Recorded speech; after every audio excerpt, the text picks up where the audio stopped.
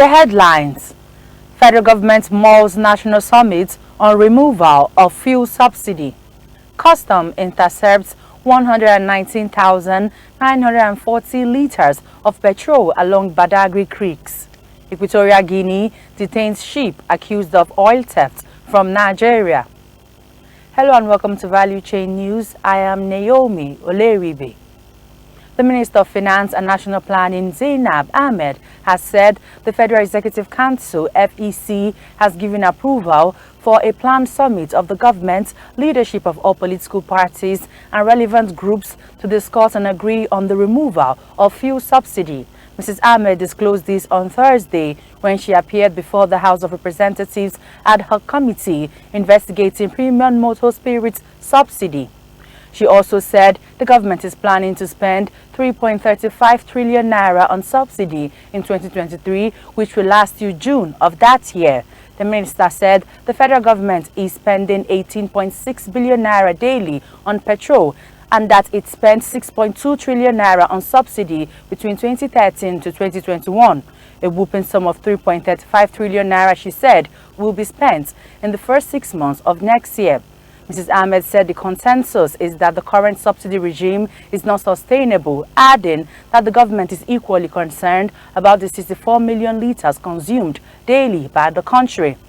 The Nigerian Customs Service Seme Area Command has intercepted 3,998 containers of premium motor spirits equivalent to 119,940 litres along Badagry waterways from smugglers who intended to take the subsidized products for Nigerian citizens out of the country. The area controller of the command, Mohammed Jobi, made this known to journalists at a briefing in his command in Lagos.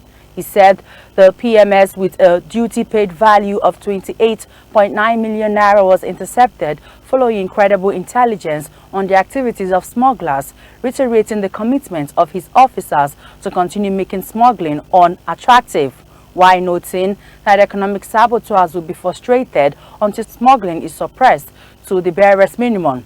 He used the medium to call on fellow Nigerians to provide useful information that will curtail illegal activities of unscrupulous elements. A very large crude carrier named Heroic Idun has been detained by the Navy in Equatorial Guinea after it got into dispute with Nigerian authorities. The 300,000 deadweight tonnage carrier got into a dispute with Nigerian authorities last week and was chased down and detained by the Navy in that country. Equatorial Guinea arrested the vessel, contending that it illegally entered its waters without permission as it sought to evade the Nigerian forces. The National Economic Council, NEC, has resolved to set up a subcommittee that will liaise with appropriate officials on the new status of the Nigerian National Petroleum Company, NNPC Limited. Laolu Akonde, Senior Special Assistant to the President on Media and Publicity Office of the Vice President, briefed State House correspondents after the virtual NEC meeting on Thursday. The virtual meeting, anchored from the Presidential Villa, Abuja, was chaired by Vice President Yemi Oshibanjo. The governors at today's council meeting also raised few issues regarding the new status of the NNPC Limited, including issues around ownership. On the direction of the Vice President, the Council resolved to set up a subcommittee of the Council that will liaise with appropriate federal government officials to look at all the issues that have arisen as implications of the new status of the NNPC Limited and also issues around the PIA, Akonde said. The new Secretary General of Global Oil Producing Alliance, OPEC, has told Reuters he expects oil demand growth to slow in 2023. The week Al Ghais assumed office, OPEC and its allies agreed to increase oil production in September by 100,000 barrels a day, a far slower pace than its 648,000 barrels per day increases in July and August. The new secretary did not indicate what OPEC would decide at its next meeting scheduled for 5th September. Meanwhile, Brent crude prices clocked in just below $97 per barrel as of Thursday afternoon, a slight increase from earlier this week when prices fell roughly to $92 per barrel. The recent dip marked the lowest price level since before Russia invaded Ukraine in February, which sent prices skyrocketing to more than $120 per barrel. In business now, Central Bank of Nigeria Governor Mr. Godwin Emefiele on Thursday revealed that financial transactions on the eNaira app has hit 4 billion naira since its launch on 25th October 2021. Emefiele, who stated this at the grand finale of the 2022 eNaira Hackathon in Abuja, disclosed that from next week, banked and unbanked Nigerians will be able to open an eNaira wallet and conduct transactions by simply dialing *997 from their phones. The CBN governor added that since the launch of the eNaira, downloads have reached about 840,000, with about 270,000 active wallets, comprising over 252,000 consumer wallets and 17,000 merchant wallets.